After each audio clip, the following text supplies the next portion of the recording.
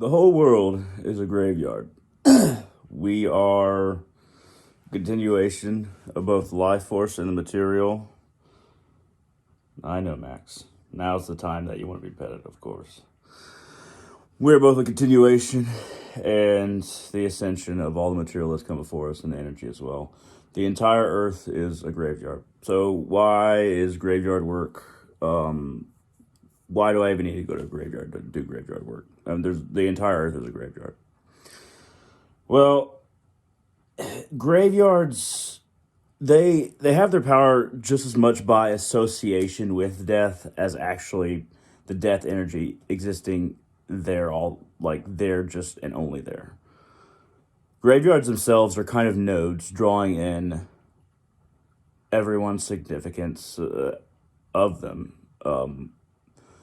The land, the spirits exist there, the energy is there, not just because people are buried there. Everywhere is a burial ground, but because human beings, we naturally know where graveyards are, and our subconscious is always working. And graveyards, most people are afraid of death. There's this connotation. So in a graveyard, the graveyard nearest to somebody afraid of death, or who has suspicions about death, or worries about death, or thinking about dying, or thinking about what's going to happen after you die, or thinking about what dreams they'll bring to the grave. Graveyards are remarkable places where many dreams are buried, because those dreams also exist in the subconscious, where that fear of death always is, even if it's not in your mind. So graveyards are like nodes drawing in all this basically connotation thought forms that people just naturally produce, or just drawn into these nodes that are graveyards. They're like brains soaking in this subconscious energy that is both a combination of our animal nature, the essence that moves on but never really it dissipates.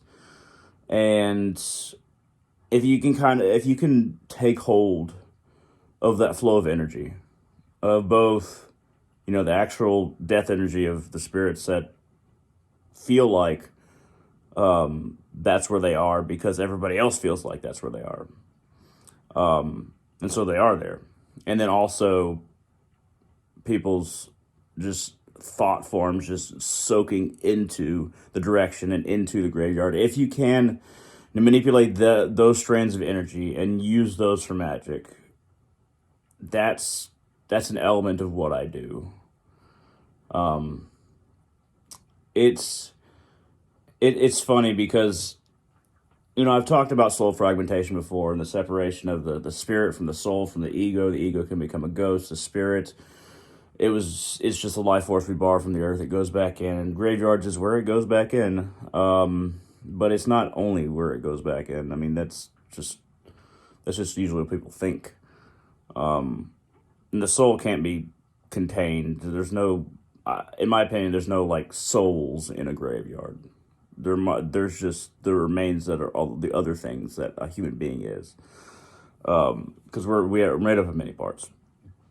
But using that energy, understanding it as a node for all these different factors, all these various strands of energy, being able to use that energy is understanding that the superstitions and people thinking that souls are just trapped in graveyards or restless spirits, the souls of people who are evil or restless or couldn't let go, and that their souls are literally trapped there. That's not quite the case. That's not what death energy is.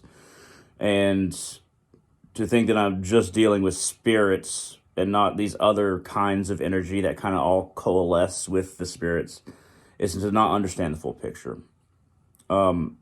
There's some different traditions that are going to have different ideas. These are just kind of my own ideas. I've been working in graveyards for almost a decade, if not a decade by now, and I'm 30. And I never really took one teaching as my own. I just kind of worked and experimented, learned bits and pieces. It means my journey has been longer, but it also means that I don't feel bound to a specific teaching. I can just explain it the way I want, and I can just do what I want. Might not be as effective as a continued tradition from masters, from master to master to master, is not as effective. But I am more free because I formed my own system, my own way. That might sound prideful or egoic.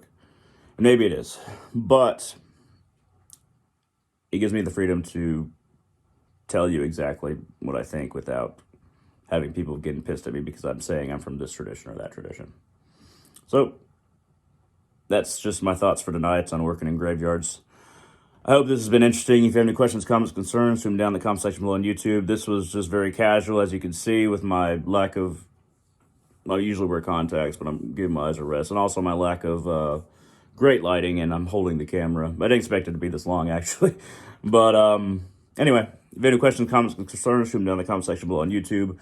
Please like this video if you found this inspiring. Also, my cat has been wanting to get out of this room for like the entire video, and it's been very distracting. But yeah, if you hit the like button and if you comment, it helps traffic to the channel. Thank you very much, and all of you have a wonderful day.